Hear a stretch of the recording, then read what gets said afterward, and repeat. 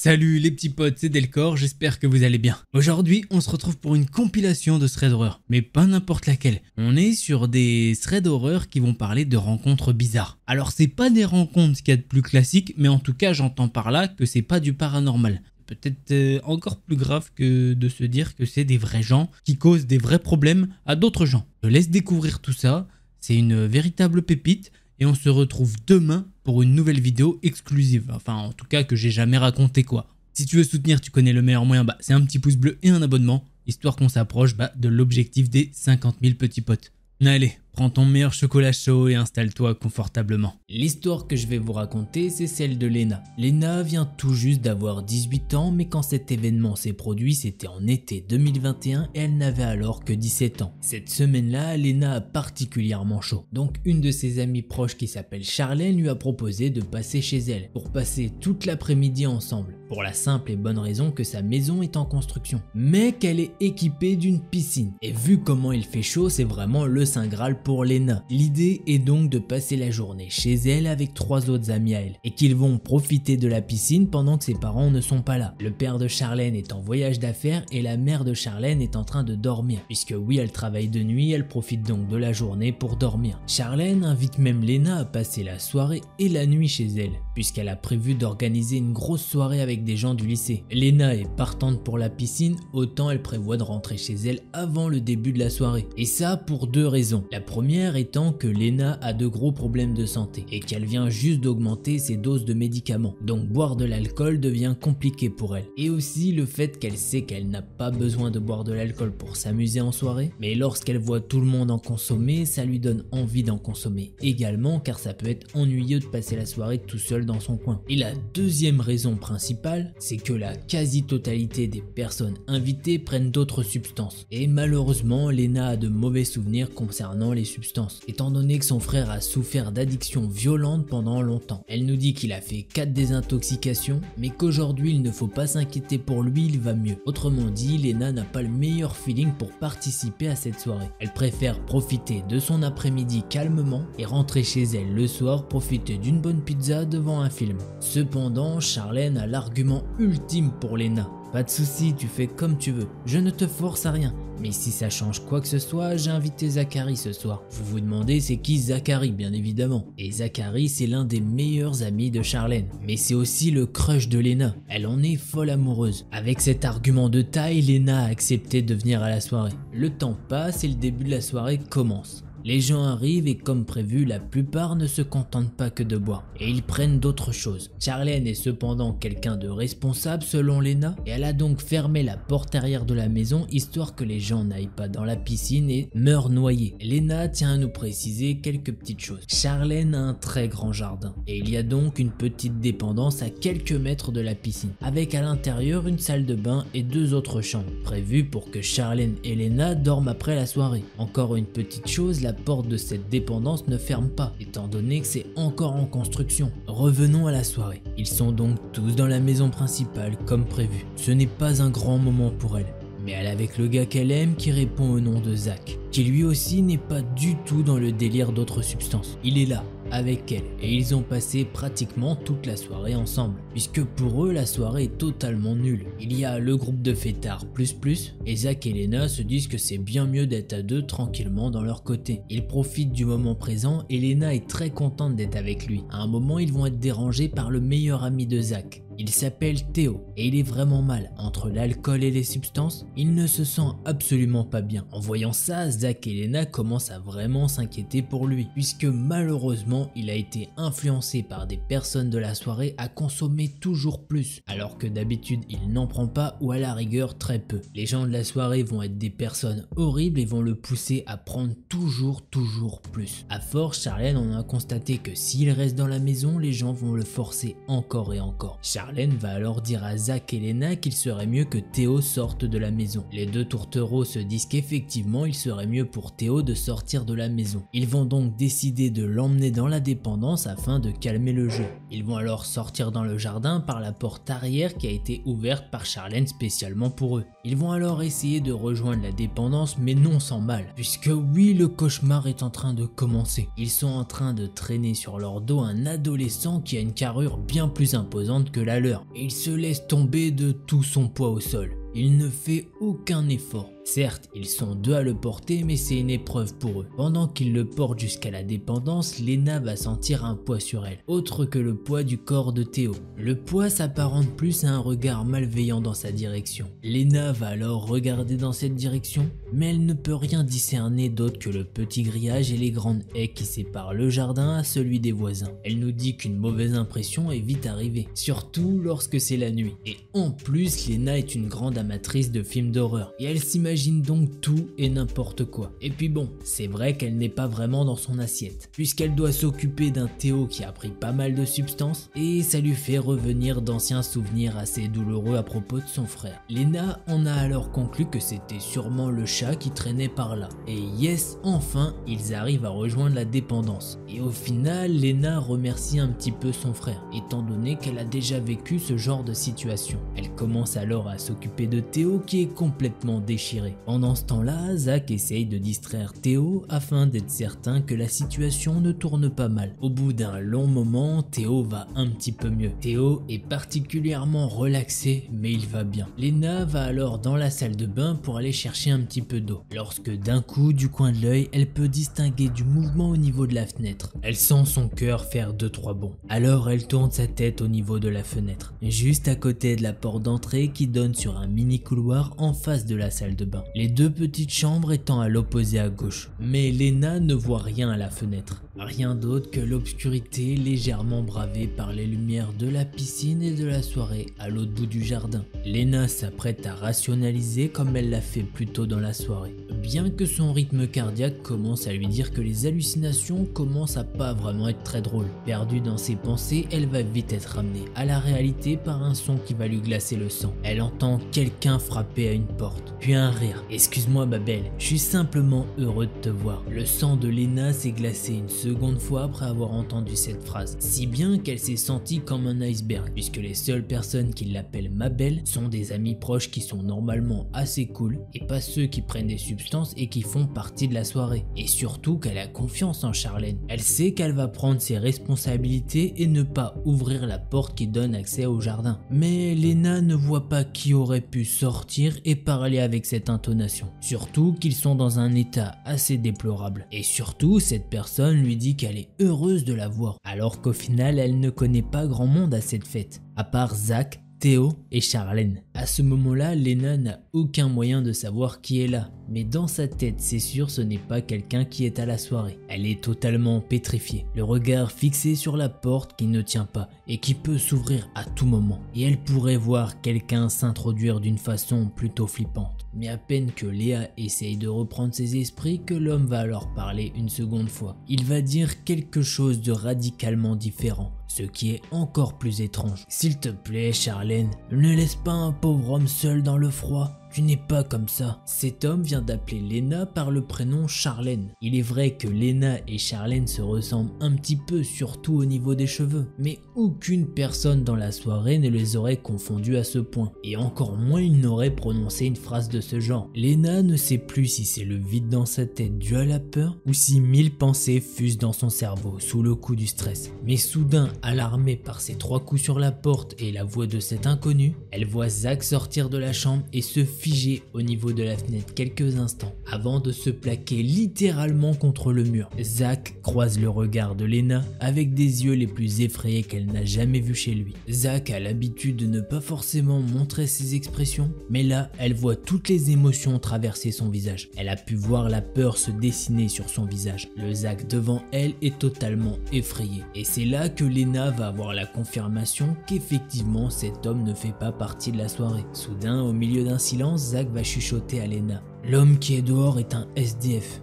Je l'ai déjà vu dans la rue. » En entendant cette phrase, la peur qu'avait Zach va se transmettre à Lena. Lena et Charlène sont des personnes qui vont de nature aller voir un SDF. Et pour elles, ces personnes ne peuvent pas être méchantes. Elles parlent quelquefois avec des personnes sans abri, mais elles ne vont jamais donner leur nom ni les laisser rentrer chez eux. Lena en a conclu qu'il a dû escalader le grillage et c'est lui qu'elle a dû sentir plus tôt dans la soirée. À ce moment-là, dans la tête de Lena, elle se dit que c'est fini. Putain, on est coincé, c'est sans espoir. Elle commence à sentir les larmes petit à petit, alors que elle et Zach se regardent dans les yeux. Les mêmes pensées traversent sûrement leurs esprits. Et pendant ce temps-là, l'inconnu continue de toquer à la porte. En plus de ça, il continue d'appeler Charlène à l'aide avec des phrases supposant la faire sortir. L'inconnu doit penser que cette porte est fermée à clé. Et il doit sûrement penser que Charlène est suffisamment généreuse pour lui ouvrir la porte. Mais soudain, Lena peut voir que Zach va arrêter de la fixer.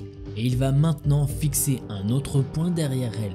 Et cet autre point n'est autre que la fenêtre de la salle de bain, qui est plutôt large, du moins suffisamment large pour que Lena puisse passer. Sur le moment, elle se dit que ce n'est pas une très bonne option.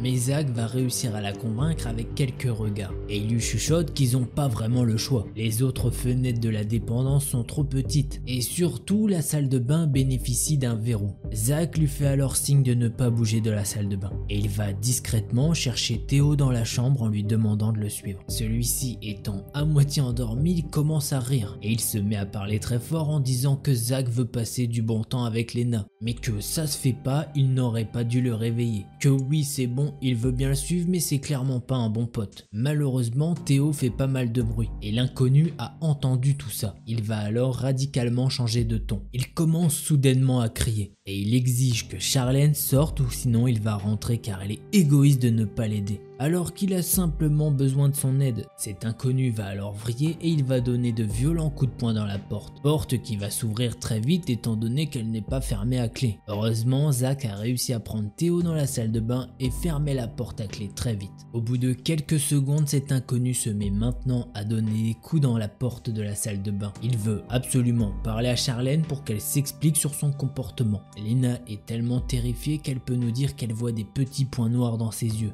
À chaque coup que l'homme donne dans la porte, il prononce le prénom de Charlène. Lena va alors dire à voix basse « On pourra pas sortir ». Elle a agrippé le poignet de Zachary qui l'a poussé vers la fenêtre. Les larmes coulent sur les joues de Lena et aussi sur celles de Zachary. À ce moment-là, Théo ne comprend toujours rien et il est malheureusement dans les vapes. Zach finit par ouvrir la fenêtre, ce qui va réveiller le cerveau de Lena. Elle se dit « Ok, c'est bien, si on sort, qu'est-ce qu'on fait après ?» À ce moment-là, une chose assez folle va alors arriver. Théo va alors avoir un réflexe et se sentir en danger. Il va sortir son téléphone et appeler la police. Et il va répéter l'adresse aux policiers en boucle, même si ça implique que la moitié des personnes dans la soirée aient des problèmes à cause des substances. En voyant le regain d'énergie de Théo, Lena va alors avoir une idée. Elle va envoyer une série de messages paniqués à Charlène et aux quelques personnes dans la soirée pour leur supplier d'ouvrir la porte du jardin. Un énième coup sur la porte va alors leur montrer que la porte est en train de se fragiliser. Zach va alors forcer Lena à passer par la fenêtre. Il va également passer par la fenêtre suivi par Théo. Ils vont bien évidemment l'aider étant donné qu'il n'est pas dans son état naturel. Ils sont maintenant dans le jardin. Lena et Zach échangent un regard extrêmement court avant de partir en courant vers la maison, en priant pour que l'inconnu ne les remarque pas, ce qui est très probable, mais ils tentent leur chance. Ils vont alors arriver à l'arrière de la maison. Et heureusement, les messages de Lena ont bien été reçus par Charlène. Elle les attend pour leur ouvrir la porte. Elle les voit arriver en sprintant, les larmes ruisselant sur leurs joues. Zach et Lena vont alors s'effondrer au sol. Pendant ce temps-là, Théo va rester au téléphone avec les officiers de police et il va donner le plus d'informations possible, malgré son état actuel et le choc qu'il a. La police est arrivée une dizaine de minutes plus tard, et même si certaines personnes ont eu quelques problèmes, dans l'ensemble ils étaient tous mineurs. Il n'y a pas eu de répercussions trop violentes. Lorsque les policiers ont fouillé la dépendance, l'inconnu était déjà parti. Il n'a à ce jour pas été retrouvé, du moins de ce que Lena en sait, puisqu'elle n'a pas eu énormément d'informations à ce sujet. Cependant, Zach l'a aperçu plusieurs fois dans la rue de nuit, mais jamais dans ce coin de la ville. Cependant, grâce à des caméras, ils ont pu avoir certains détails. La police a pu retrouver une vidéo datant de plusieurs semaines où Charlène s'est montrée amicale avec lui, au point de lui parler pendant un quart d'heure. Les vidéos suivantes ont alors remarqué qu'il était revenu très souvent, mais qu'il ne s'intéressait qu'à Charlène de loin. Sur une autre vidéo, on pouvait voir qu'il essayait de se rapprocher de sa porte d'entrée, mais qu'il a fui en voyant une voiture arriver.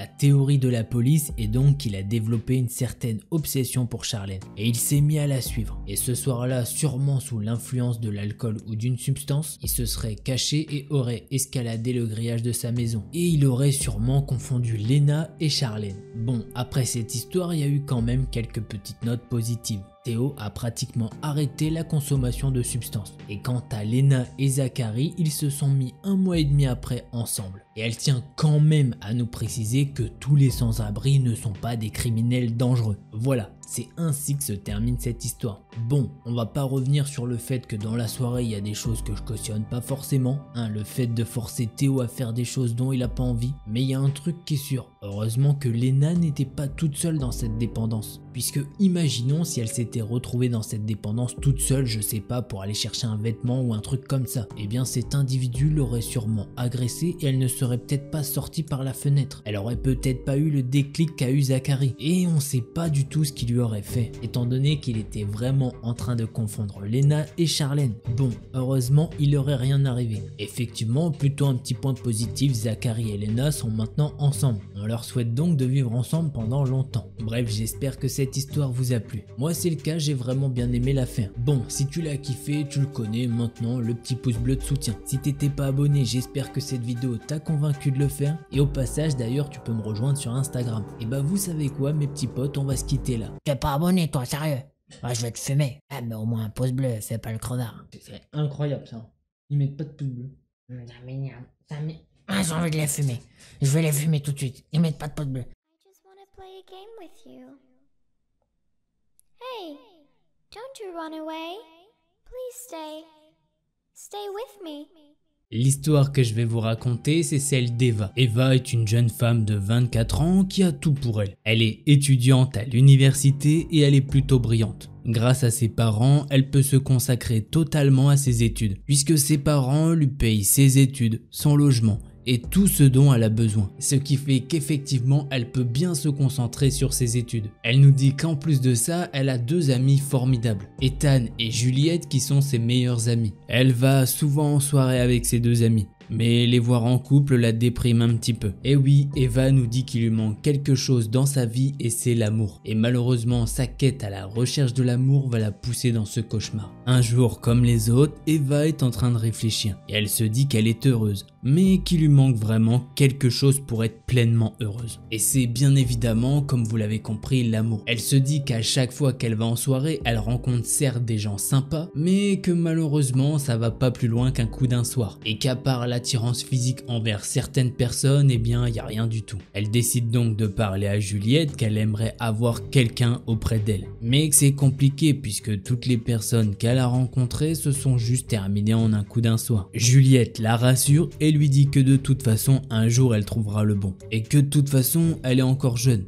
Qu'elle trouvera peut-être quelqu'un à l'université si elle le veut. Et que ce serait bien qu'elle s'ouvre un petit peu plus aux autres afin de ne pas rester dans son coin. Puisque oui, c'est vrai, Eva nous dit qu'elle reste souvent dans son coin. Et qu'elle ne parle généralement qu'aux personnes qui viennent la voir. Ou à la rigueur des petites connaissances. Mais c'est pas elle qui fait le premier pas. Et ça, malheureusement, c'est dû à une chose. Quand elle était plus jeune, elle a été harcelée à multiples reprises. Et forcément, elle nous dit que c'est pas facile tous les jours. Et surtout qu'elle s'en est quasiment remise grâce à Juliette et Ethan. Mais bref, c'est pas le sujet de ce thread. Eva se met alors dans la tête d'essayer de s'ouvrir aux autres. Car les conseils que lui ont donnés Juliette et Ethan jusqu'à là ont toujours été d'une grande aide pour Eva. Quelques jours après, Eva fait la rencontre de quelques personnes pendant une soirée. Lors de cette soirée, Eva rencontre un type et entre deux, le courant passe plutôt bien. Ça s'est tellement bien passé qu'effectivement, ils décident de se revoir plus tard après la fête. Ils vont donc s'échanger leur numéro de téléphone. 2 jours après cette soirée, Eva reçoit un petit message de cet homme qu'elle a croisé dans cette fête. Il lui propose d'aller boire un verre ce week-end.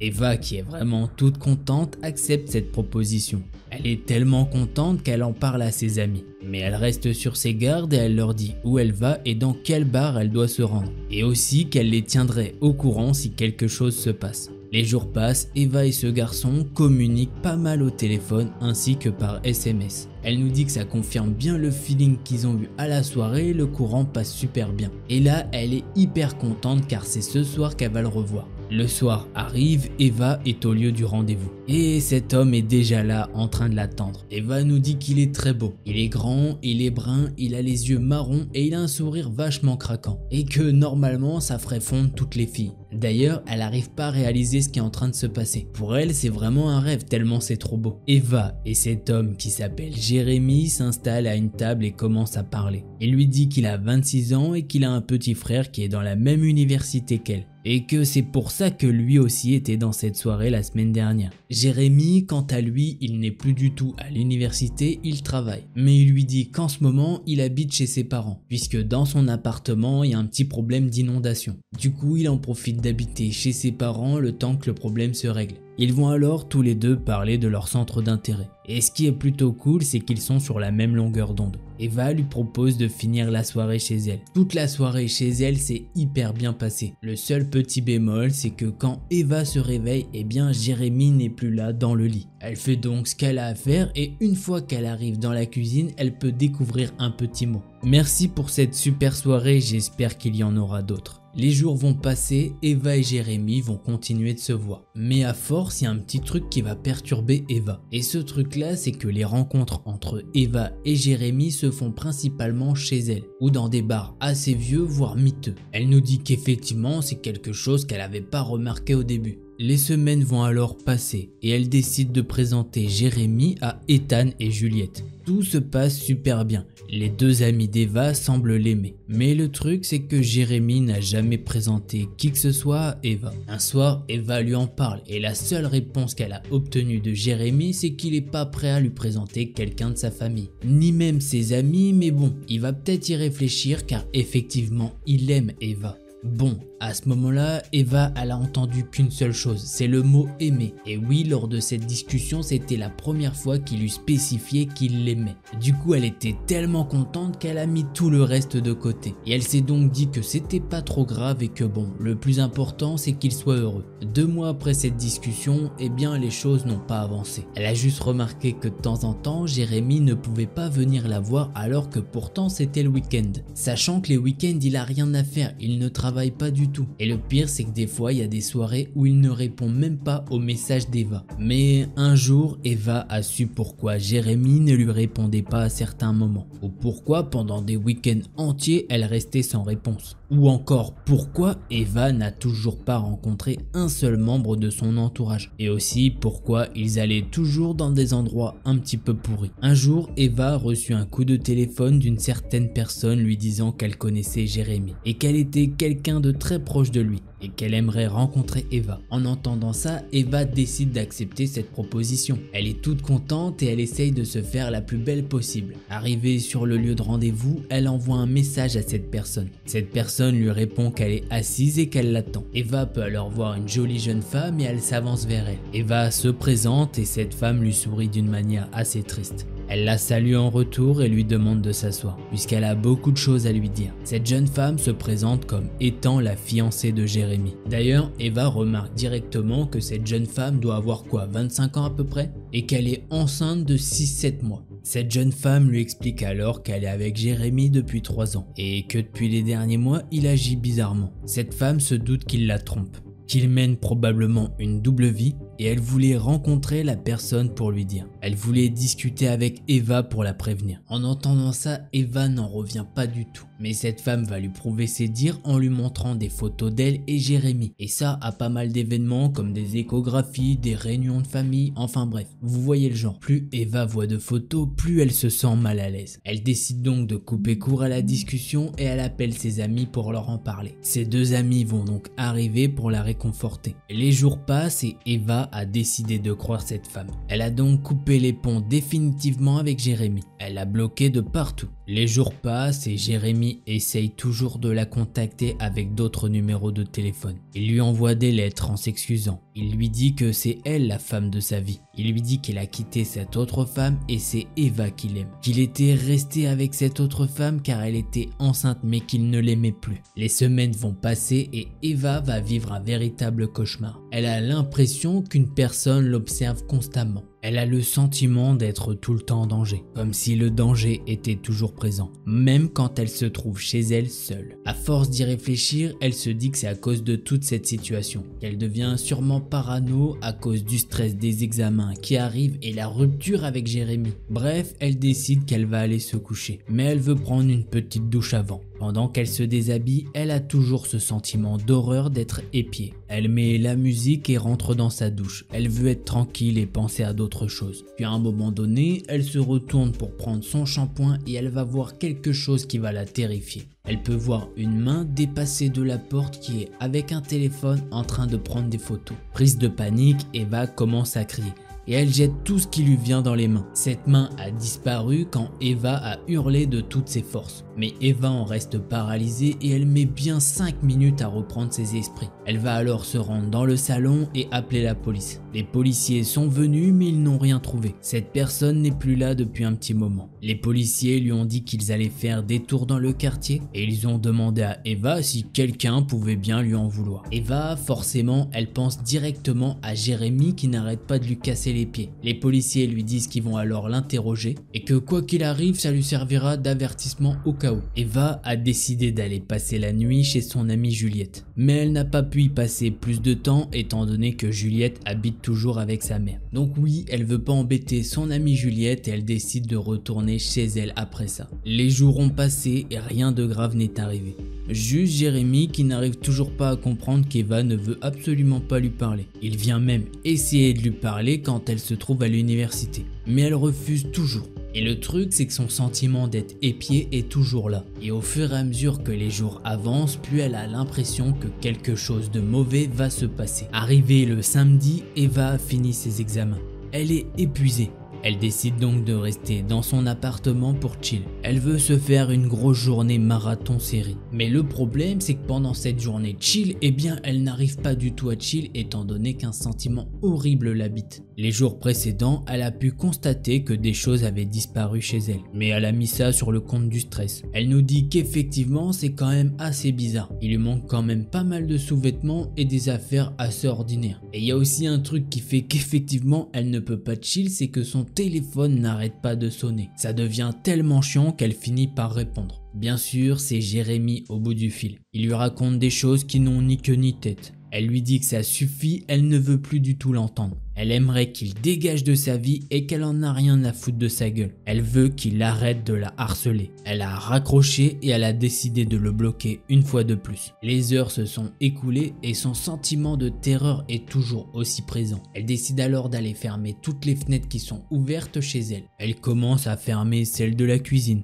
le salon, la chambre d'amis. Puis elle arrive dans sa chambre. Eva s'avance lentement pour aller fermer sa fenêtre, mais au même moment, elle voit une ombre cachée derrière les rideaux. Eva commence à crier à cette personne de dégager de chez elle. Elle commence à reculer et cette personne commence à s'avancer vers elle. Et cette personne commence même à essayer de l'attraper. Eva hurle alors de toutes ses forces. Elle peut très bien voir l'homme qui est juste devant elle. Et elle ne le connaît pas du tout. Elle commence à lui hurler.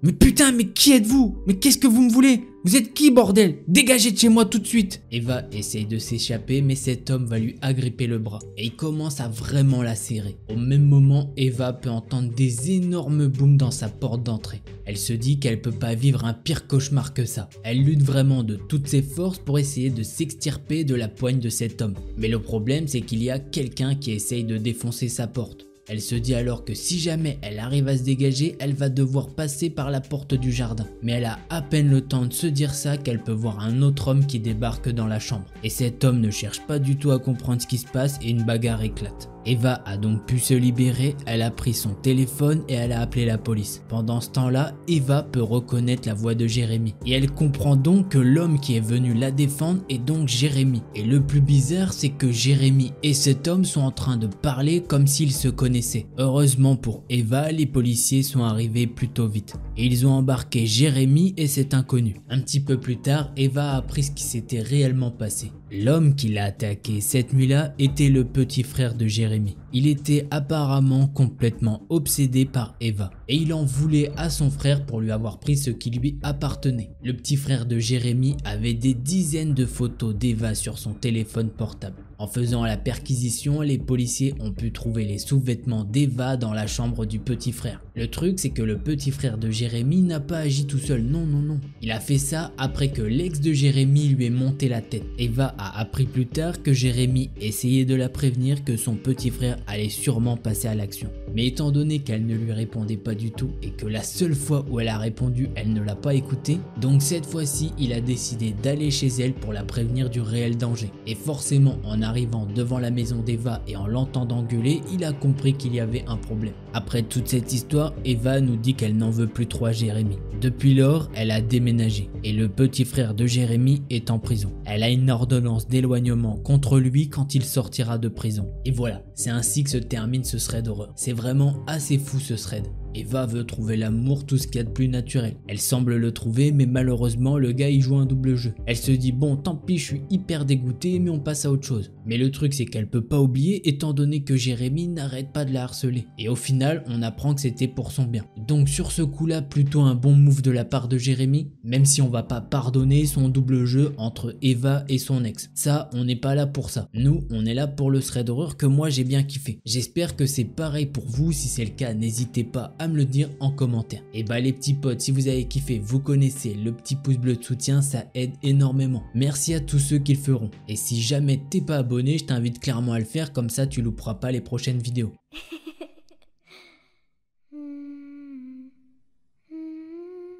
Les petits potes, apparemment il y a le petit Cookie, il a envie de vous montrer son nouveau doudou.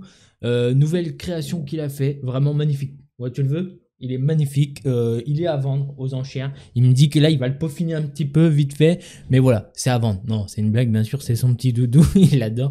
Bref, je sais pas pourquoi je raconte ça. On passe aux histoires. L'histoire que je vais vous raconter, c'est celle de Aurélien. Un soir, Aurélien se trouve chez un gars de sa classe pour travailler sur un projet de groupe qu'ils ont à rendre pour le lendemain. De base, Aurélien vit dans un appartement dans la ville où se trouve son université. Et le pote d'Aurélien, lui, il vit chez ses parents. Ils ont une maison qui se trouve en hauteur, un petit peu isolée de la ville. Pour se rendre chez lui, il faut emprunter une route étroite à double sens et relativement isolée sur environ 8-9 km. Aurélien et son ami ont commencé à travailler sur le projet vers 18 h. Et même après avoir fini leurs travaux, Aurélien est resté un petit peu chez lui. Aurélien a quitté la maison de son ami assez tard. Vers 23 h, Aurélien a commencé à prendre la route en direction de son appartement. Et Aurélien est assez honnête avec nous et il nous dit que sur le coup il n'avait pas réalisé que franchement cette route elle serait dure à conduire de nuit. Il n'y a vraiment pas de lampadaire tout le long de la route et surtout elle est vachement mal entretenue. Il y a des trous partout, c'est un vrai calvaire. En plus de ça, il n'a pas de réseau sur son téléphone. Comme je vous l'ai dit, il doit donc conduire très lentement pour s'assurer de ne pas crever un de ses pneus. Sachant qu'il a utilisé sa roue de secours il y a quelques semaines auparavant. Aurélien pense qu'il a fait environ 5 km depuis la maison de son pote quand il fait un virage serré. Après avoir fait ce virage serré, il peut apercevoir sur la route une camionnette suivie d'une caravane qui sont en diagonale sur la route. Et vu la façon dont sont placées la camionnette et la caravane, la route est totalement barrée. C'est impossible de la contourner étant donné qu'il y a un ravin des deux côtés de la route. La seule solution pour Aurélien à l'heure actuelle, c'est de faire demi-tour. Heureusement, il a un petit peu de chance, derrière lui il y a une voie de garage. Au début, Aurélien n'arrive pas à voir ce qui se passe à l'intérieur de la caravane. Mais lorsqu'il allume un de ses feux de route, il a pu voir un homme affalé sur le siège du conducteur. La tête appuyée contre le volant, comme s'il avait été assommé après un mauvais accident. Aurélien a directement senti que quelque chose n'allait pas. La façon dont la camionnette s'est arrêtée par soi-disant accident est dans une position qui bloque totalement la route. Pour Aurélien, ça sent clairement la merde. Aurélien, il est pas bête et il a déjà entendu des histoires dans ce genre. Comme quoi, il y avait des gens qui faisaient les morts pour essayer d'attirer les gens naïfs hors de leur voiture et pour pouvoir voler leur véhicule. Il a donc décidé qu'il tomberait pas dans ce piège et il décide alors de faire demi-tour. Il veut se rendre chez son pote pour lui expliquer la situation. Aurélien commence alors à faire une marche arrière. mais il continue à garder un œil sur la caravane devant lui. Il est pratiquement au niveau de l'allée du garage et il se met à regarder devant lui. Là, son cœur fait un énorme bond. L'homme qui était affalé sur le siège conducteur, la tête dans le volant, marche maintenant vers la voiture d'Aurélien. Il marche à une allure très pressée. En même temps, Aurélien peut voir des hommes sortir de la caravane et ils se mettent tous à courir en direction d'Aurélien. Forcément, il est en pleine panique et il commence à accélérer le pas pour faire sa marche arrière. Et malheureusement, dans le processus, il a endommagé le châssis de sa voiture. Aurélien commence à mettre la marche avant pour se rendre chez son pote quand il peut voir quelqu'un du côté passager. Le gars essaye de tirer la poignée comme un fou. Dieu merci, Aurélien l'avait verrouillé. Aurélien, il a pu voir le visage de cet homme, mais vraiment très brièvement. Et du coup, il a pu apercevoir sur le visage de cet homme quelques petites brûlures. Et franchement, il veut pas être méchant, mais il pense que cette personne était sûrement sous substance. Il accélère la voiture et il ne s'est arrêté que lorsqu'il s'est retrouvé devant la maison de son pote. Bien évidemment, il regarde constamment dans son rétroviseur pour voir si ces gars le suivent. Heureusement pour Aurélien, ils ne l'ont pas suivi. Quand il est arrivé chez son pote, il a expliqué ce qui s'était passé. Ils ont alors appelé la police. Heureusement, vu la situation, les parents de son ami l'ont laissé dormir sur place. Les policiers, quant à eux, ils n'ont trouvé personne correspondant à la description. Et ils ont dit à Aurélien qu'il serait à l'affût de véhicules similaires et d'activités suspectes dans le coin. Et Aurélien, il nous dit qu'en repensant à cette histoire, il est toujours choqué. Quand il y repense, il a toujours cette même montée d'adrénaline quand il pense au gars qui était du côté passager qui essayait d'ouvrir la porte. Voilà, c'est ainsi que se termine cette deuxième histoire. Aurélien a totalement raison, je sais pas s'il a déjà regardé des threads d'horreur ou quoi, mais c'est déjà arrivé pas mal de fois. Donc heureusement qu'il a pas été naïf et qu'il est pas tombé dans leur panneau, car clairement c'est pas des gens bienveillants. Allez, on passe à la troisième histoire.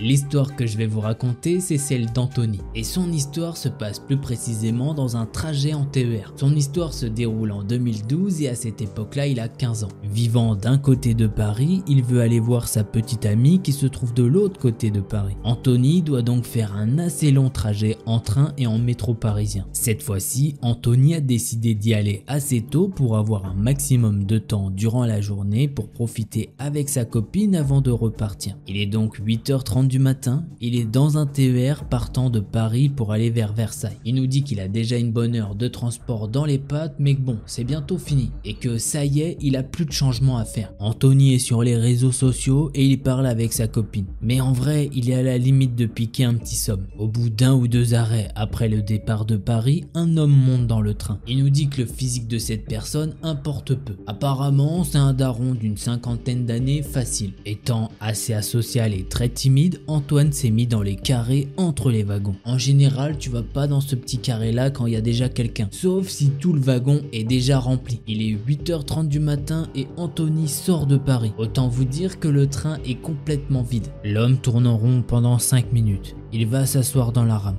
Mais il préfère venir s'asseoir à côté d'Antoine. Oui, cet homme est assez bizarre. Anthony ne le connaît pas du tout. Anthony, il comprend rien du tout à la situation. Pourquoi le mec vient s'asseoir à côté de lui alors que tout le wagon est complètement vide? Et pour ne rien arranger, cet homme va alors commencer à discuter avec Anthony avec des petites banalités. Bonjour, tu vas où? Tu fais quoi dans la vie? Moi je suis célibataire.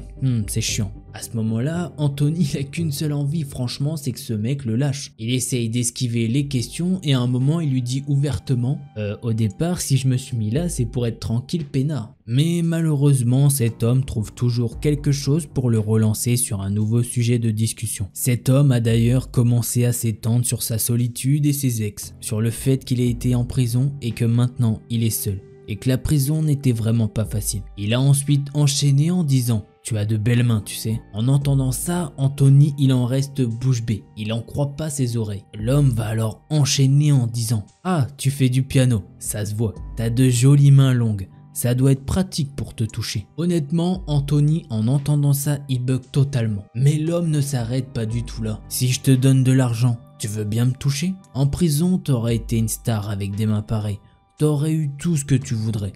Moi, je faisais d'autres trucs. Anthony commence à être vraiment gavé et il voudrait que ce mec le laisse tranquille. Il se met donc à réfléchir très vite à un moyen de se retrouver seul puisque là ça devient chelou voire même dangereux. Puisque l'homme commence à lui prendre les mains et il se met même à le caresser. Anthony réfléchit à toute vitesse pour savoir s'il a donné certaines informations de là où il descend. Mais non, il ne pense pas l'avoir fait. En réfléchissant, Anthony a trouvé une certaine solution. Il veut descendre 2 stations avant celle initialement prévue. Il commence donc à se préparer pour descendre. L'homme va alors se plaindre et lui demander de rester. Il lui dit même: je peux faire mieux que ta copine, tu sais. Arrivé à une certaine station, il descend sur le quai, mais il va faire quelque chose d'assez fou. Il va se mettre à courir sur 4 rames et il va remonter dans le train. Une fois arrivé à destination, il a signalé cet homme. Et voilà, c'est ainsi que se termine cette histoire. Histoire assez folle, Anthony, il est tranquillement dans le petit wagon où tu veux être bien tranquille. Et là, il se fait emmerder par un putain de vieux pervers. Bon, il nous a fait une petite technique américaine et apparemment ça fonctionnait. Est-ce que vous aussi, vous seriez remonté 4 rames plus loin? Ça, j'en sais rien. À vous de me le dire. D'ailleurs, je sais pas si vous avez remarqué, mais dans cette vidéo, on a que des mecs. Comme ça vous prouve qu'il n'y a pas que des filles qui vivent des threads d'horreur. Et bah voilà, ces 3 histoires sont maintenant finies. Si elles t'ont plu, je t'invite à mettre un petit pouce bleu de soutien. Un grand merci si tu le fais. Et si t'étais pas abonné, j'espère que cette vidéo t'a convaincu pour le faire et n'hésite pas à mettre la petite cloche au passage.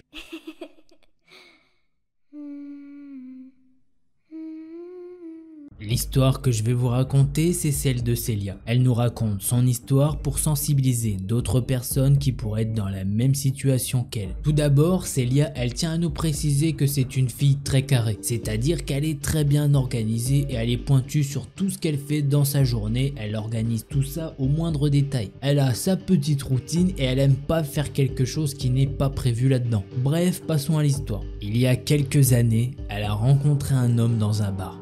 Et pour Célia, ce fut directement le coup de foudre. Ce coup de foudre était apparemment réciproque. Célia est tombée complètement red dingue de Sébastien. Pour elle, Sébastien est l'homme de sa vie. Elle ressent vraiment quelque chose d'indescriptible pour lui. Célia et Sébastien se sont mis ensemble très rapidement et Célia lui a directement présenté sa famille et ses amis. Mais Sébastien, quant à lui, n'a jamais semblé vouloir présenter Célia à ses proches. Au début, Célia, ça la dérange pas trop. Elle se dit qu'effectivement, il veut pas presser les choses, puisqu'au final, ça fait que quelques jours qu'ils sont ensemble. Mais bon, elle aimerait bien connaître au moins un de ses amis, puisqu'au final, ils ont pas un seul ami en commun. Et en gros, ça l'embête un petit peu. Bref, tous les rendez-vous de Célia et Sébastien se passaient sans exception dans la maison de Célia, puisque Sébastien habite dans la banlieue à peu près 1 heure de route. Et à ce moment-là, Célia ne peut pas se rendre chez lui étant donné qu'elle n'a pas le permis. C'est donc Sébastien qui vient chez elle. Un jour, soit un petit peu plus d'1 semaine après leur officialisation, Sébastien se trouve chez Célia, comme à son habitude.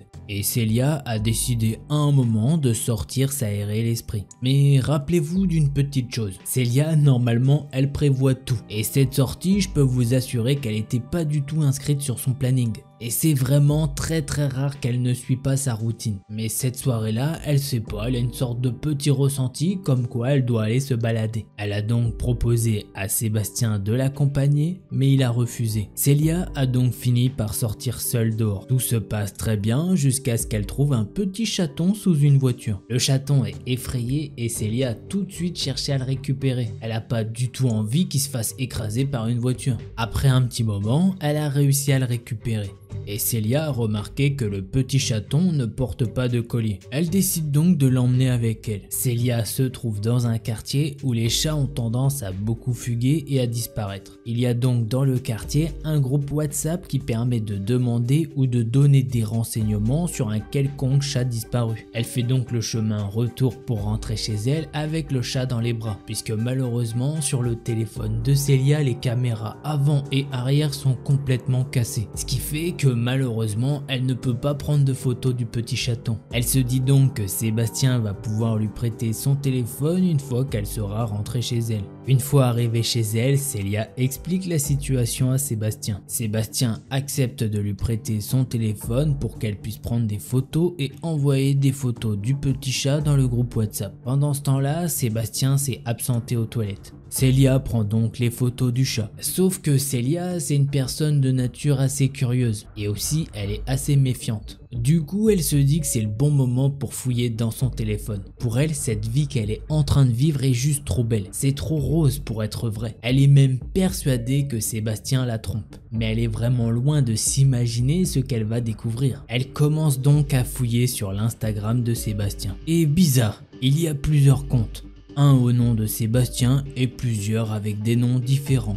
Paul, Ludovic, Esteban, etc. Voilà, ça y est, Célia se dit qu'effectivement il la trompe. Elle continue donc ses recherches et ce qu'elle va trouver va lui bouleverser l'estomac. Ça va la marquer violemment et surtout à vie. Dans son application de messages, Sébastien a une vingtaine de photos de Célia partagées avec un autre numéro qui n'est pas nommé. Le truc, c'est que les photos ont été prises bien avant leur rencontre et elle est prise en photo dans toutes les circonstances possibles. La routine de Célia a été totalement établie et envoyée à cet inconnu. Elle a donc compris que ça fait maintenant plusieurs semaines que Sébastien la suit partout et qu'il l'observe à son insu. À ce moment-là, Célia ressent une peur horrible de devoir le confronter. Lorsque Sébastien sort des toilettes, il comprend directement que quelque chose cloche chez Célia. Mais il ne relève pas. Il a fini par sortir de la maison de Célia et la première chose qu'elle a faite quand il est sorti, c'est qu'elle est allée voir les policiers. Malheureusement, Célia n'a aucune preuve de ce qu'elle avance. Les policiers lui ont donc promis d'essayer de le retrouver. Mais ils ne sont pas sûrs de le retrouver. Maintenant, Célia sait que Sébastien n'était pas sa vraie identité. De plus, l'adresse qu'il a communiquée à Célia était fausse, car ceux qui habitent la maison de l'adresse qu'il a donnée sont des retraités. Et ce n'est clairement pas un jeune trentenaire. Après avoir découvert ça, Célia n'a pas dormi chez elle pendant au moins une semaine. Elle est partie dormir chez sa meilleure amie et elle a bloqué Sébastien de partout. Une semaine après, Célia a appris que Sébastien a été retrouvé et qu'effectivement cet homme ne s'appelle pas du tout Sébastien. Et aussi elle apprend quelque chose de totalement fou et qu'il fait partie d'un gang qui fait du trafic 18+ de jeunes femmes et que là actuellement il est en attente pour son jugement. Après ça, Célia a déménagé. Sébastien quant à lui a été condamné à 7 ans de prison. Les policiers ont fait des fouilles approfondies sur ses téléphones et ses ordinateurs. Célia nous dit qu'elle s'est jamais remis vraiment de cette histoire et qu'elle est encore plus parano qu'elle ne l'était déjà. Et surtout il y a quelque chose qui lui trotte dans la tête. Et si cette soirée-là, j'avais pas transgressé ma petite routine et que j'avais pas croisé ce petit chaton dans la rue, qu'est-ce qui me serait arrivé? D'ailleurs, en parlant du chaton, il avait pas de propriétaire, du coup c'est la sœur de Célia qui l'a adopté. Voilà, c'est ainsi que se conclut ce deuxième thread d'horreur. Effectivement, on pourrait se croire dans certains films, un petit peu en mode Taken ou quoi. Célia, je sais pas du tout si tu verras cette vidéo, mais en tout cas si tu passes par là, on t'envoie un maximum de force. Mais c'est vrai qu'elle a totalement raison. Imaginez si elle avait pas transgressé sa petite routine. Au bout de combien de temps il aurait fait ses magouilles? Est-ce que ça se trouve c'était cette soirée-là où il voulait passer à l'acte? J'en sais rien et c'est clairement flippant. Bon mes amis, j'espère que vous avez apprécié ces deux histoires. Si c'est le cas, n'hésite pas à mettre ton petit pouce bleu de soutien, ça me fera extrêmement plaisir.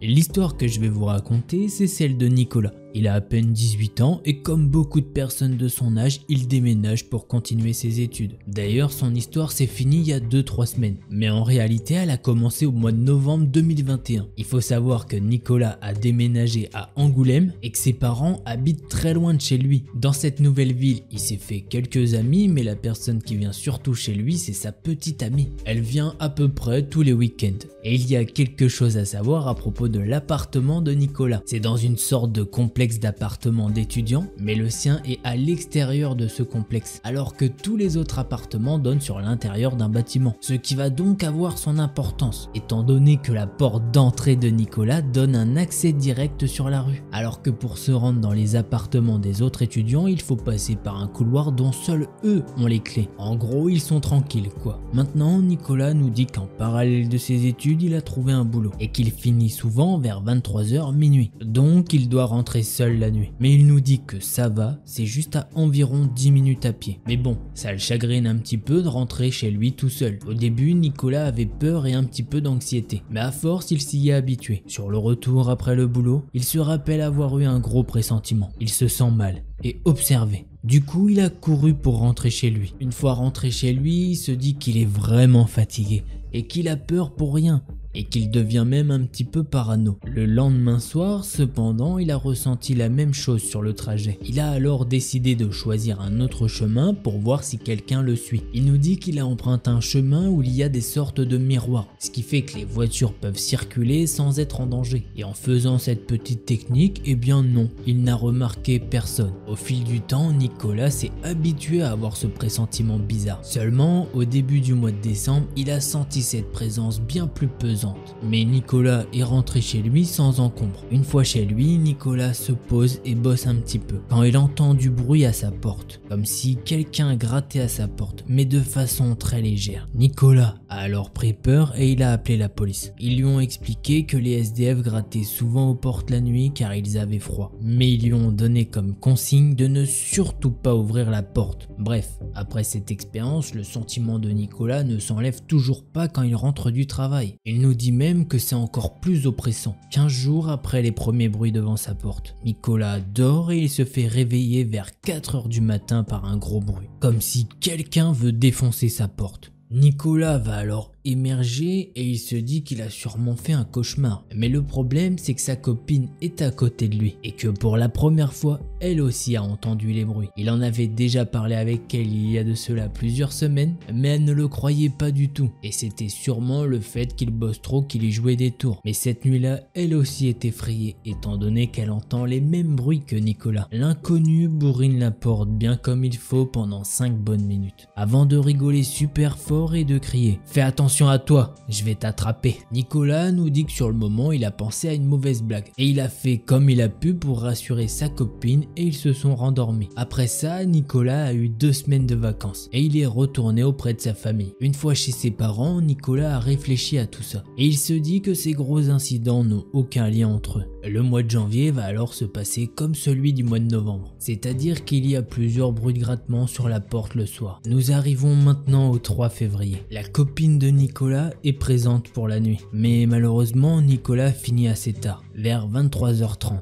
Elle est tranquillement dans l'appartement étant donné qu'ils ont chacun un trousseau de clés. Nicolas est sur le chemin du retour quand il peut voir un homme accoudé sur un mur. Il nous dit que ça lui fait pas forcément peur au début, étant donné qu'il y a beaucoup de gens qui peuvent traîner à ces heures-là. Du coup, Nicolas se décale un petit peu et passe à côté de lui. Sauf que cet homme va lui agripper le bras et il lui dit une phrase qui va lui glacer le sang. Alors, t'as bien travaillé? En plus de cette phrase qui est déjà perturbante, il peut voir que l'individu a mis sa deuxième main dans sa poche. À ce moment-là, Nicolas ne sait pas ce qu'il y a dans cette poche, mais il sait pertinemment qu'elle n'est pas vide. Nicolas a donc décidé de hurler un bon coup. Ne s'attendant pas à ça, j'imagine, l'homme va alors lâcher son bras. Nicolas en a alors profité pour sprinter chez lui. Il peut sentir que cet homme est en train de courir derrière lui. Mais pendant qu'il court, Nicolas réfléchit à quelque chose. Comment il va faire pour rentrer chez lui? Sa copine a probablement fermé la porte. Mais par le plus grand des miracles, Nicolas va poser sa main sur la poignée et la porte va s'ouvrir. Il va alors refermer la porte instantanément et verrouiller la serrure. L'inconnu s'est alors mis à taper la porte comme jamais. Comprenant directement la situation, sa copine a alors appelé les policiers. Par chance, une patrouille n'était pas très loin et ils ont pu embarquer cet homme. Les policiers lui ont dit qu'ils lui donneraient des nouvelles plus tard. Effectivement, quelques jours plus tard, les policiers ont appelé Nicolas. Ils lui ont dit que ce gars était sous surveillance pour tentative de kidnapping. Cette soirée aurait pu très mal terminer pour Nicolas. Mais heureusement, par chance, sa copine a oublié de verrouiller la porte étant donné qu'elle était trop crevée. Nicolas nous dit 2 petites choses pour la fin. Actuellement, il ne sait pas ce qu'il y avait dans cette poche, mais il se doute fortement que c'était une arme. Aujourd'hui, Nicolas a déménagé et maintenant il rentre du travail en voiture. Voilà, c'est ainsi que se termine cette seconde histoire.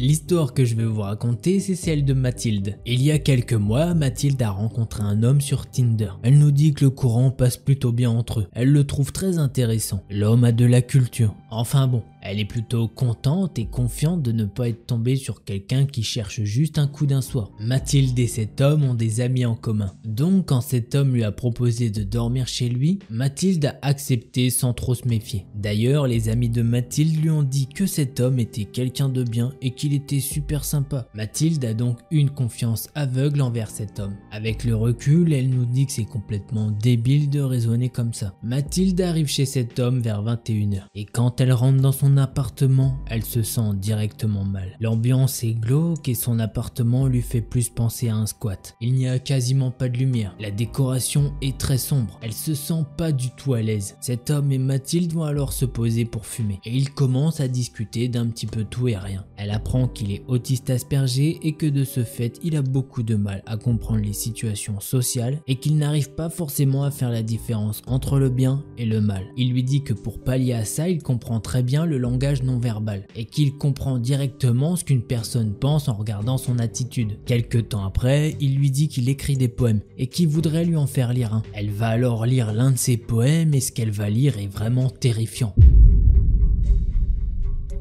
Elle nous dit que son poème raconte des attouchements envers un enfant avec des détails très précis et que c'est à la limite d'un fantasme pour lui. À ce moment-là, Mathilde fait semblant de trouver le poème sympa puisqu'elle ne veut pas montrer qu'elle le trouve très creepy comme gars. Et au cours de la discussion, ils en viennent à parler de leur ex-petite amie. Il va alors lui raconter qu'avec son ex-petite amie, ils s'amusaient à se noyer et s'étouffer pendant qu'ils prenaient leur bain puisqu'ils aimaient ça, avoir le contrôle sur la vie de l'autre. Mathilde trouvait déjà ce gars bizarre, mais là elle en reprend une couche. Elle commence vraiment à être sur le qui-vive. Il y a trop de signes qu'elle ne peut pas ignorer. Ce gars-là va alors lui proposer un verre. Elle accepte et elle se rend avec lui dans la cuisine. Quand elle rentre dans la pièce, elle peut apercevoir une arme posée sur le comptoir de la cuisine. Mathilde n'ose rien lui dire, mais elle est juste tétanisée. Elle se demande pourquoi l'arme est mise en évidence. Il lui dit: ne t'inquiète pas, elle n'est pas chargée et elle appartient à mon père. Mais je vous le dis, ça ne va pas rassurer pour autant Mathilde. Et les minutes qui vont suivre vont être les plus longues de sa vie. Mathilde et cet homme ne vont alors quasiment plus parler. Elle essaye d'analyser toutes ses options possibles, au cas où ce gars viendra lui faire du mal. Elle est tendue au maximum. Elle a juste une envie, c'est de partir vite de cet endroit. Mais il lui raconte que son voisin risque de passer pendant la soirée. Et pour ne pas arranger la situation, il lui dit que son voisin est quelqu'un qui vend des petites substances, mais aussi des armes. Bref, Mathilde en conclut que le gars qui va arriver est un mec hyper dangereux. À ce moment-là, elle décide alors d'appeler son père pour qu'il vienne vite la récupérer. Elle prétexte une chose importante à faire le lendemain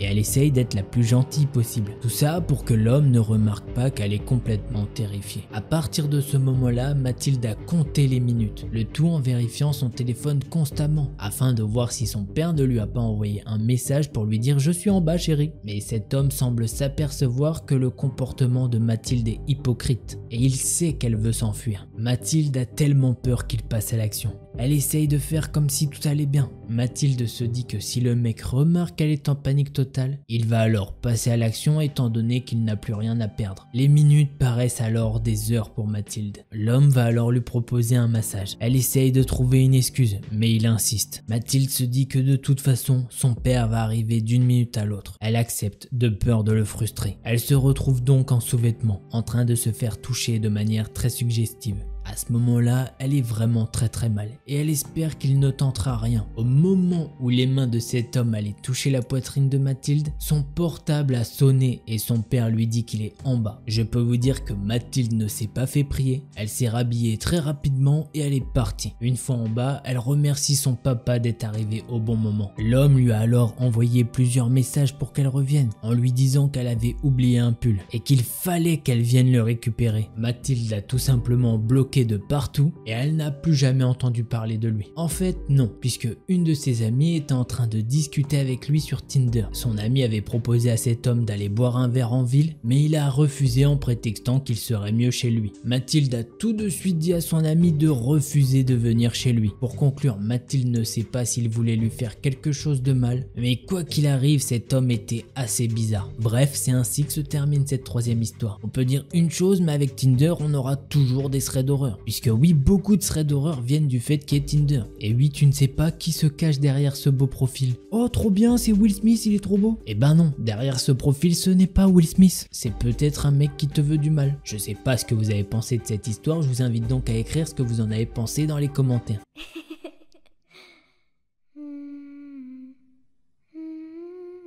L'histoire que je vais vous raconter, c'est celle de Laura. En 2021, Laura s'est trouvé un petit travail dans un bar à Nice. Elle nous dit que ça s'est passé pendant le couvre-feu et qu'elle finissait généralement vers minuit ou 1h du matin. Le temps de ranger le bar, de virer les derniers clients qui voulaient pas partir, les relous en gros. Bref, pour rentrer chez elle, Laura doit passer par la promenade des Anglais. Elle a 15 minutes de marche à faire, mais c'est toujours tranquille et c'est toujours tout droit. Un soir comme les autres, elle rentre chez elle. Il n'y a personne sur son chemin étant donné que c'est le couvre-feu. Personne ne peut sortir. Ou à la rigueur, il y a très peu de monde mais c'est plutôt rare. Elle marche comme à son habitude sur cette avenue avec ses écouteurs. Et au début, elle ne remarque rien d'inhabituel. Jusqu'au moment où un jeune l'arrête pour lui parler. Il la drague et quand Laura le comprend, elle le remballe gentiment et elle se met à avancer.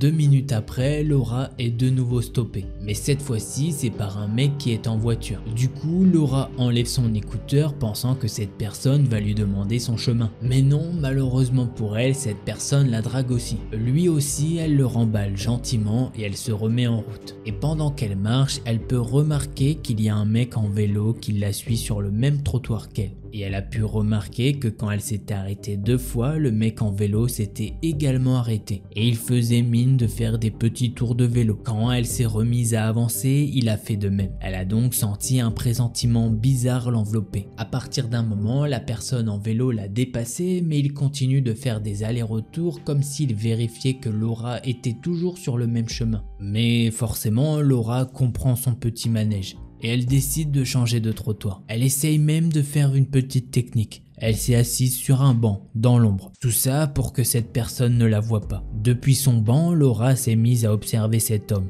À un moment donné, elle a pu voir cet homme revenir au loin. Il s'est arrêté sur le trottoir d'en face et il a commencé à regarder partout frénétiquement. Il veut absolument voir où Laura est partie. Il a attendu 5 bonnes minutes et il est enfin parti. À ce moment-là, Laura, elle se dit que sa petite stratégie a fonctionné. Mais elle préfère quand même jouer la sécurité et elle attend 10 minutes de plus sur ce banc dans le noir. Puisqu'elle veut être sûre de ne pas recroiser ce gars. On se retrouve maintenant 1 semaine après ces événements. Elle a fini son travail aux mêmes horaires. Elle a fait quasiment toute la route pour rentrer chez elle. Il lui reste quoi? 2 minutes à faire à pied. Il lui reste juste à tourner dans une rue et puis une autre et enfin elle peut rentrer chez elle. Sauf qu'au moment d'arriver dans la rue principale, eh bien elle peut croiser le mec au vélo qui est en train de pédaler. Laura repense directement à l'autre soir où il l'a suivi. Elle se dit que si c'est le même gars, elle doit absolument se méfier. Au même instant, un mauvais feeling s'empare d'elle. La rue où elle se trouve est éclairée mais il n'y a personne à l'horizon. Elle s'approche d'un bâtiment et fait comme si elle sonnait chez quelqu'un. Elle veut voir si le gars en vélo continue sa route. Laura sonne mais le gars se pose sur le trottoir en face. Il s'est arrêté et maintenant il regarde Laura. Ça y est, elle en est sûre. Elle a reconnu l'homme de la semaine dernière.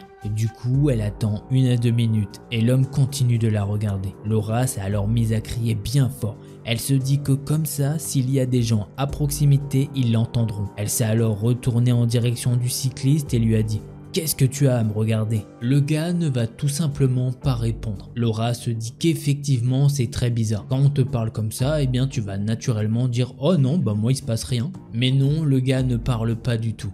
Il n'y a aucune émotion sur son visage. Du coup, Laura va crier de nouveau. « Oh, qu'est-ce que t'as? Tu réponds pas ?» L'homme va alors commencer à regarder à droite et à gauche. Il regarde s'il y a des gens, mais il ne voit personne. Il se met à regarder de nouveau Laura, mais cette fois-ci, il a un regard glacial. Laura est terrorisée.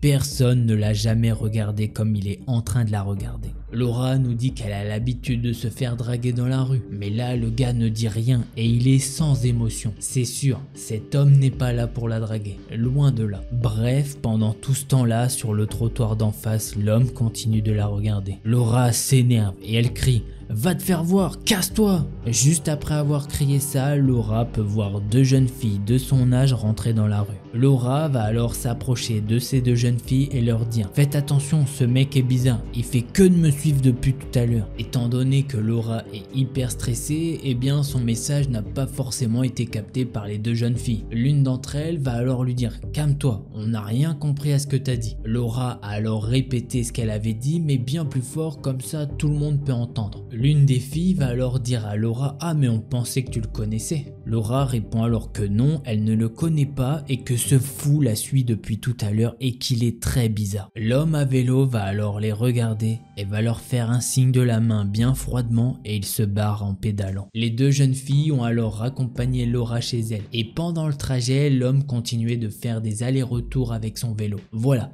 C'est ainsi que se termine ce deuxième thread d'horreur. Bon, dans un premier temps, on peut également remercier Laura pour son histoire. Alors par contre, il y a un truc qui me vient direct en tête. C'est que si le mec a vu où Laura rentrait, eh bien peut-être qu'il aurait pu faire des choses derrière. Mais bon, apparemment non, sinon je pense que Laura m'en aurait parlé. Du coup, on est bien content que ce mec ne t'ait pas fait de mal. Du coup, ce mec-là était vraiment très creepy. Je pense qu'un petit signalement à la police aurait pas fait de mal. Je sais pas si ça a été fait, ça m'a pas été communiqué. Bref, c'est assez fou ces deux histoires qui nous ont été racontées par des abonnés de la chaîne.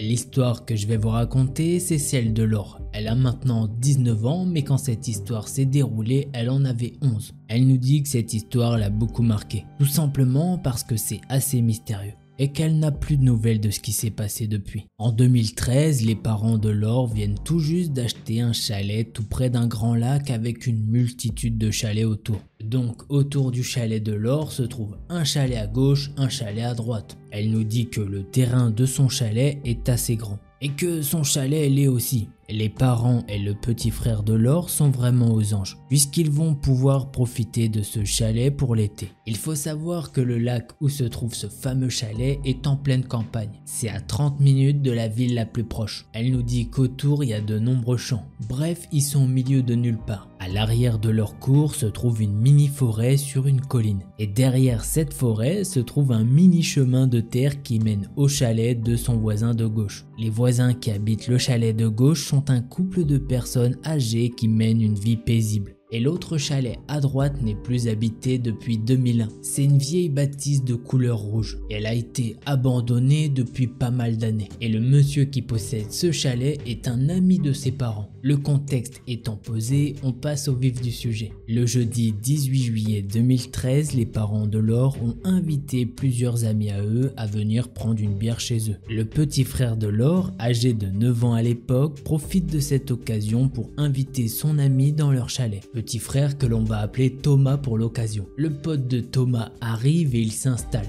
Les parents sont dehors, c'est la belle vie quoi. Le pote de Thomas propose à celui-ci d'aller jouer dans la petite forêt dans l'arrière-cour. Thomas accepte et ils partent jouer dans cette forêt. Pendant ce temps-là, Laure nous dit que elle s'emmerde de son côté. Elle décide alors de sortir son iPod pour écouter de la musique.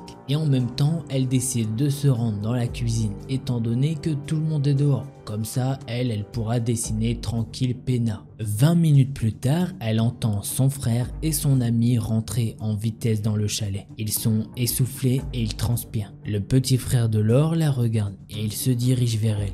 Il lui pose alors une question très étrange. Est-ce que les gens ont le droit de se balader sur le petit chemin là-bas ? Thomas va alors lui montrer le petit chemin privé qui mène au chalet des voisins de gauche. Laure explique alors à son frère que logiquement non, à moins que ce soit des amis du couple âgé. Mais ils n'ont jamais invité personne dans leur chalet, puisque pour eux c'est un lieu de repos pour échapper au bruit de la ville. Et justement, ce chemin est censé être barré par une clôture. Donc c'est clair que logiquement les intrus ne devraient pas y accéder. Thomas va alors expliquer quelque chose à sa sœur qui va lui glacer le sang. J'étais en train de jouer avec mon ami et il y a eu un mec qui était debout, sans bouger. Il était tout droit, au beau milieu du chemin de terre. Il nous a regardé pendant 20 minutes, moi et mon ami. J'ai vraiment peur, Laure. En plus, on aurait dit qu'il parlait tout seul. Il est vraiment bizarre. En plus, il a un tatouage de serpent dans le cou. Et il a une camisole blanche sale, avec une paire de jeans bleu marine. En entendant le récit de son petit frère, Laure a alors décidé de prendre son courage à deux mains et elle se rend en haut de la colline pour regarder. Elle va donc regarder et il n'y a personne à l'horizon. Du coup, Laure pense que son petit frère lui fait une blague de mauvais goût. Elle se met alors à l'engueuler. Elle lui dit que c'est un menteur et un bon à rien. Forcément, en entendant ça, Thomas il est confus et déstabilisé. 2 semaines après cet événement, Laure est partie faire une petite marche avec son frère dans la forêt. Elle est toujours fâchée contre lui, mais c'est son père qui les a obligés d'aller en forêt pour parler et se détendre un petit peu. Laure et son frère sont partis marcher pendant 15 minutes. Puis ils sont revenus et ils sont passés à côté de la maison rouge qui est normalement inhabitée. En passant à côté de cette maison rouge, Thomas va alors se figer. Laure s'est aperçue que son frère s'était arrêté de marcher, elle le regarde mais il ne réagit pas. Elle va donc regarder ce que lui est en train de regarder. Et là, elle va voir quelque chose de fou. Il y a un homme qui se tient sur le patio de la maison qui est censée être non habitée. En soi, c'est déjà bizarre. Mais en plus de ça, il porte bel et bien l'accoutrement que son frère lui avait décrit il y a de ça 2 semaines. À son grand choc, il porte bel et bien un tatouage de serpent dans le cou. Laure comprend donc que ce n'est pas une farce de son petit frère. Son petit frère va se rapprocher doucement d'elle et il va lui chuchoter. Je te l'avais dit, c'est lui. Bien évidemment, l'homme les a remarqués et il leur jette un regard noir. Laure et Thomas ont alors tapé leur meilleur sprint de leur vie et ils ont couru jusqu'à leur chalet. Frères et sœurs ont alors expliqué tout ce qu'ils ont vu à leurs parents. En entendant ce récit, le père a décidé d'aller voir dans la cour voisine. Mais malheureusement, l'homme n'est plus là. Le père de Laure revient et il est vraiment furieux. Il va même punir Laure et Thomas. Surtout Thomas car il raconterait beaucoup de mensonges. Le reste de l'été s'est passé normalement et on se retrouve en octobre 2013. Laure nous dit qu'elle doit rentrer chez elle à pied ce jour-là, puisque son chauffeur n'a pas pu venir la chercher étant donné qu'il était malade. Laure doit donc se dépêcher pour retourner chez elle. Elle marche dans la rue et soudain, elle s'aperçoit qu'une voiture noire s'arrête à son niveau. Laure tourne sa tête pour voir qui est à l'intérieur de la voiture. Et soudain, son sang s'est glacé. C'est le même homme que cet été. Et l'homme regarde Laure bien attentivement à travers la vitre de la voiture. Pétrifiée, Laure va alors courir en direction de la maison de sa grand-mère qui est située à 2 pâtés de maison plus loin. Apparemment, l'homme ne l'a pas suivi. Et elle finit par reprendre une respiration normale. La grand-mère de Laure arrive et lui sert une boîte de beignets. Mais elle ne remarque pas l'état de Laure, puisqu'elle n'a rien dit à ce sujet. Laure n'en a parlé à personne, puisque de toute façon, personne ne la croit. Elle nous dit qu'elle a fini par devenir vraiment paranoïaque et qu'elle a dû aller consulter un psychologue de 2013 à 2015. Après ça, elle n'a jamais revu cet individu. C'est assez fou de se dire qu'il y a peut-être un individu qui s'est échappé d'un asile et qui maintenant erre dans les rues. Dans toute cette histoire, il y en a un qui m'a fait de la peine, c'est le petit frère Thomas. La première fois, il le dit à sa sœur et sa sœur le croit pas du tout. Bon, bref, ok. Et la deuxième fois, eux deux, ils le disent à ses parents. Et le père, il punit encore Thomas. Franchement, le pauvre Thomas, je t'envoie vraiment de la force.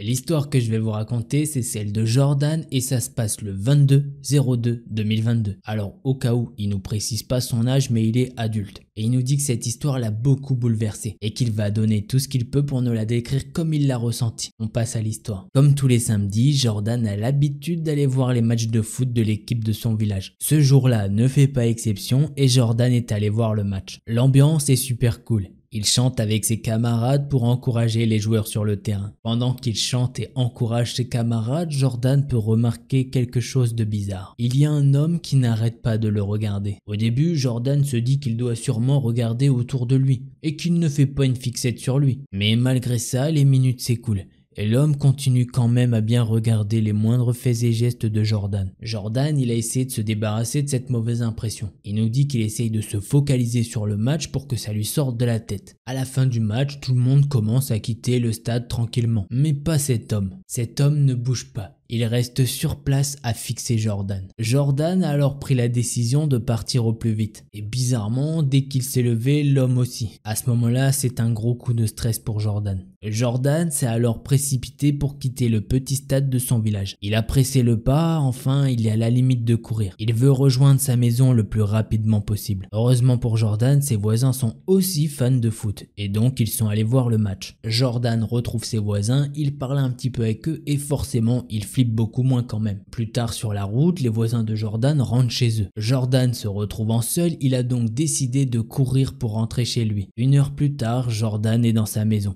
Et il se dit qu'il a flippé pour rien. Il s'est alors installé sur son canapé avec un petit apéro. Il allume sa télé pour regarder des animés et des séries. Quand d'un coup, il entend sonner à sa porte. Ce qui est vraiment très bizarre étant donné que personne ne l'a jamais dérangé à une heure aussi tardive. Alors par précaution, Jordan va regarder par l'œilleton. Et devinez qui est derrière la porte de Jordan. Oui, tu as raison, c'est bien l'homme qui le fixait pendant tout le match. Là, Jordan prend son courage à 2 mains et il ouvre la porte. Il lui dit: Bonjour monsieur, vous êtes nouveau au village? L'homme lui répond alors que oui et qu'il aimerait faire connaissance avec Jordan. À ce moment-là, Jordan a un très mauvais pressentiment. Il dit alors à cet homme qu'il est en train de regarder des animés et des séries et qu'il aimerait faire ça tranquillement. Et que si jamais il pouvait revenir demain en journée, ce serait quand même mieux. Là, l'homme va alors choquer Jordan, étant donné qu'il lui répond: Oh, ça tombe bien, j'adore les mangas. Et d'un coup, comme ça, l'homme est rentré chez Jordan, il s'est posé sur le canapé tranquillement. Sur le moment, Jordan il bug un petit peu.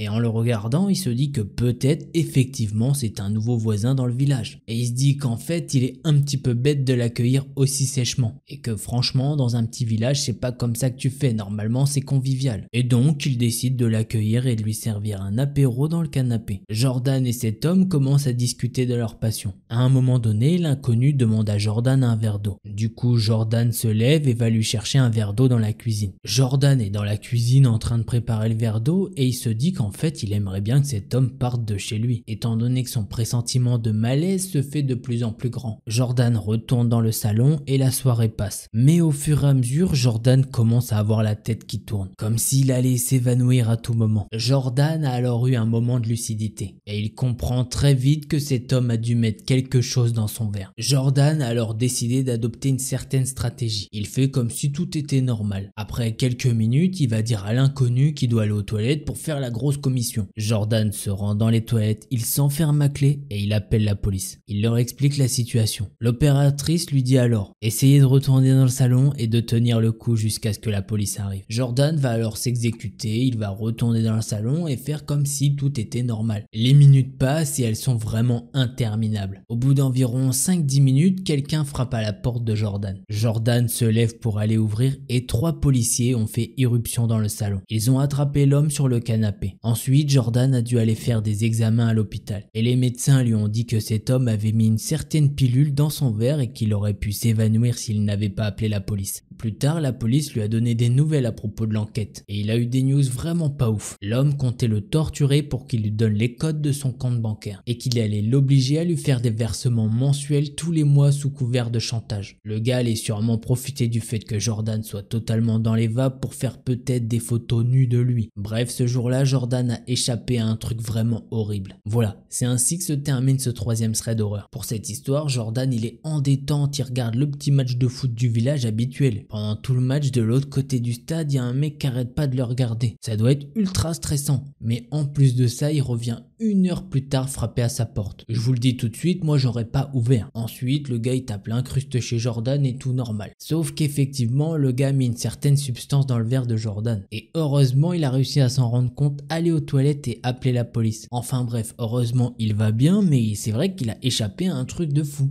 Et bah mes petits potes, j'espère que vous avez aimé cette vidéo. Si c'est le cas, n'hésite pas à mettre un petit pouce bleu de soutien.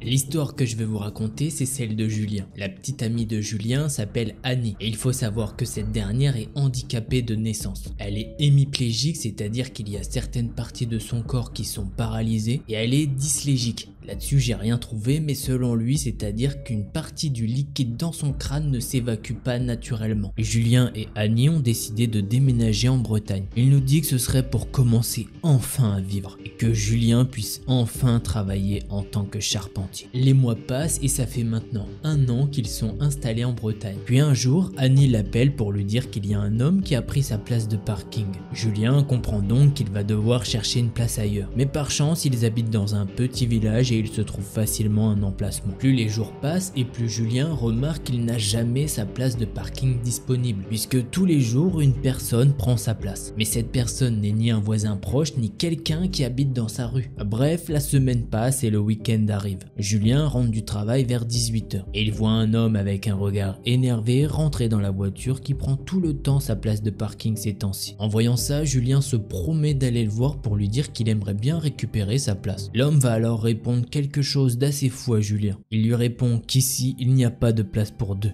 et qu'il devrait plutôt aller voir sa copine au lieu de le faire chier. Après avoir dit cette phrase, le visage de l'homme a alors changé. Il s'est mis à sourire. Inquiet, Julien décide de rentrer et il voit Annie en pleurs sur le canapé. Et la seule phrase qu'elle lui ait dit c'est « Nous ne sommes chez nous, ils arrivent ». Julien a d'abord pensé que l'homme lui a fait des menaces et il décide donc qu'il va appeler la police. Mais Annie refuse et elle se jette sur le téléphone et elle lui dit « Ne les appelle pas, les dieux vont punir ». Après une semaine comme ça, l'état de santé de Annie a empiré. Julien a donc décidé d'emmener Annie pour aller voir un médecin. Le médecin leur a dit « Vous saviez qu'une goutte de plus de ce poison et vous étiez morte ». Le médecin leur a expliqué qu'un poison très léger mais assez puissant pour amplifier le liquide qui protège le cerveau a été versé dans ce qu'elle a mangé ou bu, ce qui a comprimé son cerveau pour qu'il ne puisse pas réfléchir ou même comprendre ce qui se passe. Julien a donc directement appelé la police pour les prévenir que Annie avait été empoisonnée. Mais les policiers n'ont pas fait le nécessaire. Ils ont juste questionné les voisins et les collègues de travail d'Annie. Puis quelques temps après, l'homme qui prenait la place de voiture de Julien est venu sonner à sa porte. Julien va lui ouvrir la porte et cet homme va lui demander s'il veut bien aller s'asseoir dans le canapé pour discuter et voir s'il veut bien se calmer dans un premier temps. À ce moment-là, Julien y comprend rien du tout à ce que cet homme est en train de lui dire. L'inconnu en face de lui commence à lui parler des dieux avec qui il est en contact et que Julien et Annie doivent lui donner une offrande pour soigner Annie. En entendant ça, Julien comprend que c'est cet homme qui a empoisonné Annie il y a quelques semaines avant et qu'il s'est servi de ses handicaps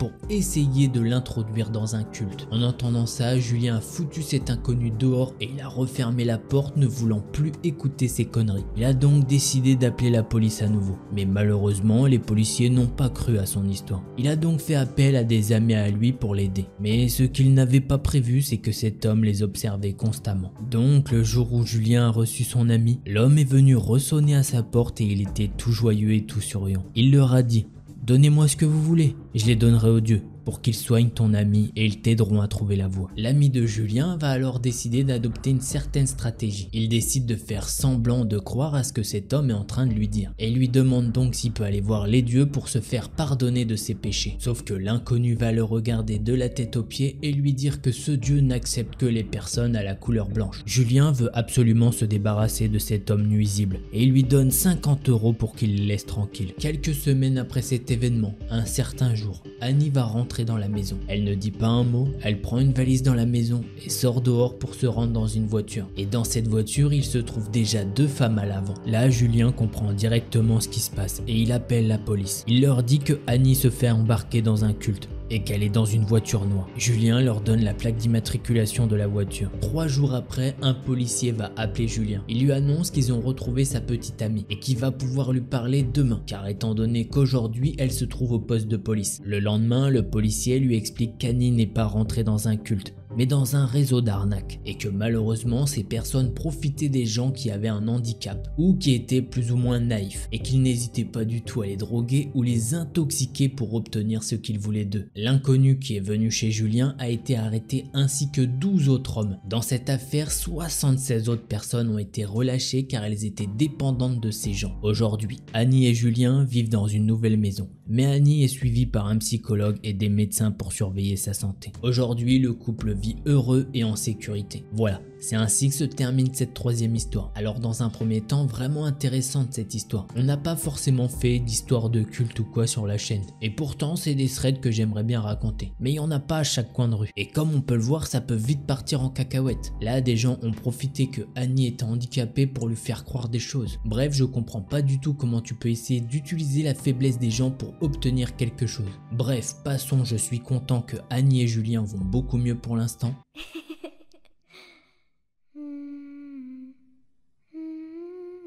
L'histoire que je vais vous raconter, c'est celle de Tom. Il y a quelques années, Tom il aimait bien vivre en colocation histoire de pas être seul. Il nous raconte donc qu'il a fait pas mal de colocations. Mais celle qu'il va nous raconter, c'est la colocation la plus courte de sa vie. Tom rentre chez lui un soir de décembre, donc comme vous l'imaginez, il fait nuit assez tôt. Tous les soirs, Tom, pour rentrer chez lui, il doit passer par un couloir qui est assez grand. Il doit déverrouiller une porte qui donne enfin accès aux appartements. Et tous les soirs et au même endroit, il y a une femme hyper calme qui attend. Tom nous dit qu'il trouve presque mignon que tous les soirs, au même moment où il rentre, il y ait cette femme. Un soir, il rentre un petit peu plus tard étant donné qu'il a fait un détour chez ses parents. Lorsqu'il arrive dans la partie où il y a les appartements, eh bien cette femme n'est pas là. Ce qui est totalement normal étant donné qu'elle a dû rentrer chez elle. Tom rentre donc dans son appartement, il arrive dans le salon et il peut voir son colocataire sur le canapé. Mais il n'est pas seul, il est accompagné de la femme qui attend tous les soirs dans le couloir. Tom il nous dit que sur le moment il est surpris de voir ça. Mais en vrai il est tellement fatigué qu'il décide directement d'aller se coucher. Au passage, il leur fait quand même un petit coucou de la main avant d'aller se coucher. Le lendemain, Tom va voir son coloc dans la cuisine. Et son colocataire l'attaque directement et lui dit « Mec, hier t'aurais pu rester avec ta meuf, sérieux. Elle m'a raconté toute votre vie, j'en peux plus. » Tom, il le regarde avec incompréhension. Et son colocataire lui dit alors « Elle a pas osé te déranger dormir, elle est partie juste après. Heureusement parce que j'en pouvais plus. » Là, Tom, il bug totalement et il lui répond « Mais t'es en train de me dire que tu connais pas notre voisine? C'est pas du tout ma meuf, mec. » Le coloc il comprend pas du tout ce que Tom vient de lui dire, mais Tom il lui laisse pas le temps de réfléchir et il enchaîne en lui demandant ce qu'elle a dit à propos de leur vie. Son pote lui répond alors qu'elle a juste dit qu'ils étaient ensemble depuis quelques semaines et que c'était Tom qui l'avait invité à rentrer chez eux le temps qu'il arrive. Les deux garçons se disent que c'est très bizarre comme situation et Tom il se dit bon je vais la recroiser donc dès que je la recroise je vais lui demander pourquoi elle a fait ça. Le soir même Tom rentre et il ne croise personne. Tom nous dit que normalement ça devrait être cool de pas l'avoir vu, mais au final ça le fait plus bader qu'autre chose. Il rentre dans l'appartement, il en parle un petit peu à son colocataire et tous les deux ils décident de plus y penser et d'aller dormir. Le lendemain matin, le colocataire de Tom part tôt de l'appartement pour aller travailler et Tom il en profite étant donné que c'est son jour de repos. Il va dans la cuisine prendre son café et il remarque que les chaussures de son colocataire sont encore là, ce qui perturbe Tom étant donné qu'il est censé mettre cette paire pour aller travailler. Tom entend alors la douche couler. Il crie donc « Hugo, t'es pas parti au travail ?» Il se dirige vers la salle de bain et là un froid glacial traverse la nuque de Tom. Il n'y a littéralement personne. Tom commence à flipper à mort et lorsqu'il se retourne, la porte de la salle de bain claque super fort. Tom est alors enfermé dans la salle de bain et il tire de toutes ses forces pour ouvrir la porte. Mais il y a quelqu'un de l'autre côté qui tire la porte de toutes ses forces également. Tom se dit alors qu'il va faire une petite technique. Il va lâcher la poignée d'un coup. La personne de l'autre côté de la porte n'étant pas au courant de cette technique est tombée par terre. Il ouvre donc la porte à toute vitesse et là ce qu'il va voir ça va le choquer. Il voit bel et bien qu'il y a quelqu'un par terre qui est nu et c'est cette femme. Il va alors gueuler « Putain mais tu fous quoi bordel ?» Cette fille se met à pleurer et elle hurle qu'elle aime Tom. Elle se relève pour s'accrocher à lui. Ni une ni deux, Tom la repousse et il décide de sortir de l'appartement. Bien évidemment la fille décide de suivre Tom et au même moment il y a un voisin de Tom qui sort dans le couloir. Tom décide de lui expliquer la situation très rapidement étant donné que ça peut partir en cacahuète. Et en même temps il appelle la police. La police est arrivée assez vite et ils ont embarqué cette femme. Ils ont fouillé l'appartement de Tom et un des policiers lui a demandé s'il l'avait déjà vu ici. Tom lui explique alors que c'est une voisine qui habite dans le bâtiment, mais suite à l'enquête de la police, son nom ne figurait nulle part. Elle s'est infiltrée chez Tom pendant son jour de repos car elle savait qu'il ne fermait pas la porte au cas où l'autre devrait rentrer et que l'autre voulait dormir. Du coup, elle a pu rentrer sans problème. Après cette histoire, Tom a quitté l'appartement un mois après et il a cherché une autre colocation un petit peu plus proche de son travail. Mais Tom n'a jamais compris pourquoi elle était obsédée par lui. Voilà, C'est ainsi que se termine cette première histoire. Alors effectivement, c'est très bizarre. Pourquoi elle s'est attachée à lui étant donné qu'elle le voyait que tous les soirs passer dans le même couloir? Couloir où elle aurait pas dû être étant donné qu'elle habitait pas ici. Mais bref, passons. Pour moi, le truc de fou, c'est vraiment la scène de la salle de bain. Il se fait enfermer dans la salle de bain et quand il ouvre la porte, il voit qu'il y a une fille nue comme ça. Normal, comme ça, c'est pas sa copine, rien du tout. Et ensuite, dans le couloir, il y a un voisin qui peut la voir toute nue. Alors je peux te dire que ça doit faire bizarre. Bref, passons maintenant à la seconde histoire.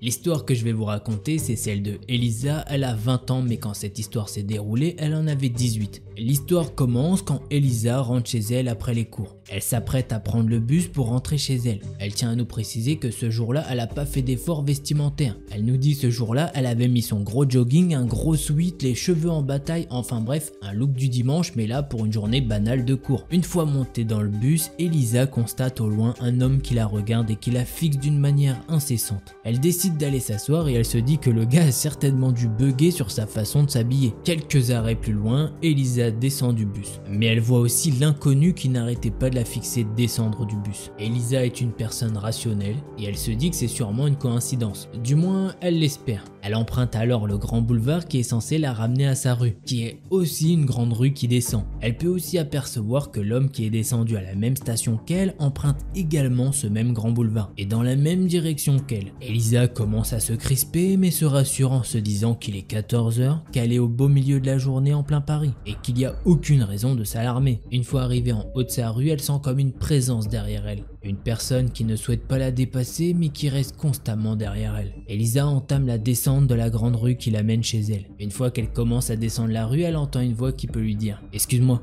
tu vas bien ?» Elisa ne prête pas forcément attention à la question, mais plutôt à la personne qui vient de poser cette question. Elle peut constater que c'est l'homme du bus qui est maintenant derrière elle. Elle lui répond donc un petit oui furtif et elle nous décrit l'homme comme quelqu'un de grand et qu'il cache son visage avec une écharpe et une capuche. Ce qui fait que Elisa ne peut pas vraiment voir son visage. L'homme enchaîne alors avec d'autres questions et lui demande si c'est possible d'avoir son numéro de téléphone et il veut également savoir où elle va. Elisa lui dit alors timidement qu'elle rentre chez elle et que non, c'est pas possible d'avoir son numéro. L'inconnu reste alors derrière elle et lui demande si elle souhaite être accompagnée par lui. Et à aucun moment cet homme ne se met à son niveau pour lui parler. Il reste toujours derrière elle à lui lancer des questions. Elle lui répond que c'est gentil mais que non, elle ne souhaite pas être accompagnée et qu'elle habite pas très loin. Elisa commence donc à descendre cette rue un petit peu plus vite histoire de pouvoir le semer. Mais elle peut sentir que l'homme ne se laisse pas se distancer et qu'il s'approche plutôt d'elle. Il change alors de voix et lui dit d'un ton sec et calme d'une manière à ce que ça soit la seule à entendre. Alors maintenant tu vas m'écouter et tu vas continuer à descendre la rue et tu vas m'obéir. Elisa essaye de ne pas prêter attention à ça, mais elle peut sentir que l'homme est vraiment derrière elle. Elle se trouve toujours dos à lui, mais il lui dit alors: si tu ne m'obéis pas, tu verras ce qui va t'arriver,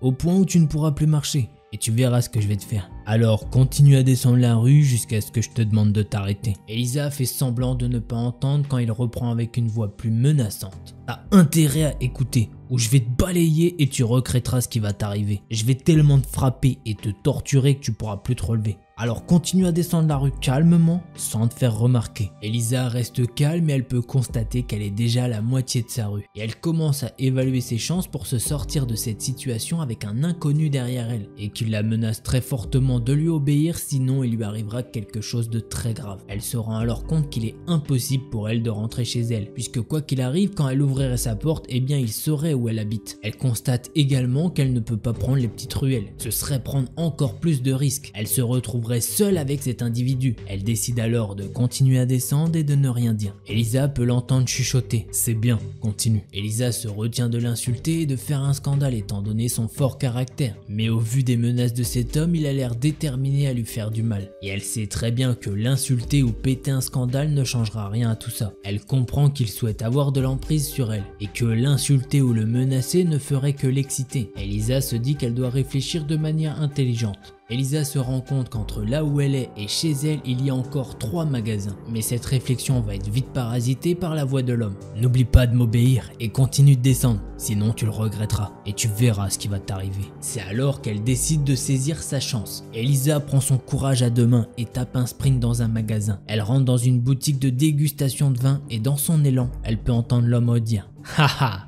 Donc tu veux jouer à ça. Elle rentre et ferme la porte brusquement. Elle se dirige alors vers le comptoir. Le vendeur peut directement voir que Elisa ne va pas bien. Elisa le regarde et lui dit à voix basse: S'il vous plaît, aidez-moi. Je suis suivi.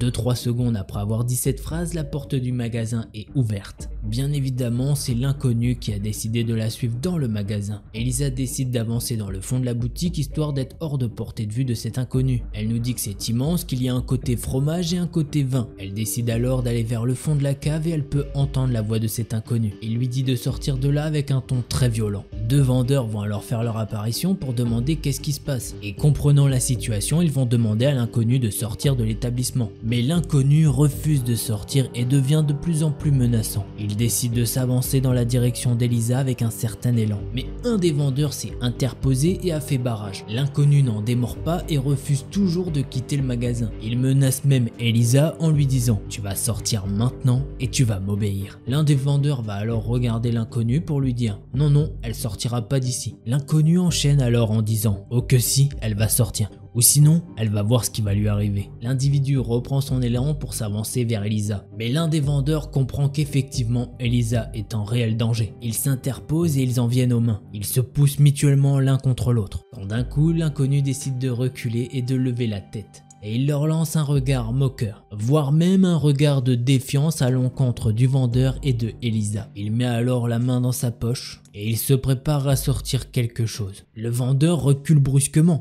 et son collègue va crier que la police est en route. L'inconnu décide de garder la main dans sa poche et il lance un dernier regard à Elisa, vraiment des plus glaçants. Un regard si sombre qu'elle en a encore des frissons. Ce regard était un mélange de haine et d'animosité. Un regard narquois également qui disait qu'elle le reverrait bientôt. L'inconnu s'est alors retourné et il a décidé de quitter l'établissement. Elisa reste cloîtrée dans la cave où elle explique au vendeur ce qui s'est passé avant de rentrer dans le magasin. Celui-ci lui propose du vin ou n'importe quoi. Tout ça dans le but de la calmer. Elle le remercie 1000 fois et lui demande un petit jus d'orange. Le vendeur lui conseille alors de rester dans la cave un petit moment au cas où cet individu reviendrait. Elle décide également de prévenir son copain, mais celui-ci est occupé et il essaye de la calmer comme il peut au téléphone. Au bout de 20 minutes, Elisa va sortir du magasin et va regarder un petit peu la rue. Et effectivement, elle peut le voir sur le trottoir voisin. Il est là en train de guetter le magasin du coin de l'œil. Elisa a les poils qui se dressent. Le vendeur a raison, l'inconnu l'attend. Elle décide donc de rester 1 heure de plus dans la cave. Au bout d'1 heure, elle refait le même stratagème et elle peut constater qu'il n'est pas forcément là. Elle décide alors de courir jusqu'à chez elle. Elle monte ses escaliers à une vitesse folle et elle reste cloîtrée chez elle en attendant le retour de sa famille. Elisa n'a jamais su qui était cette personne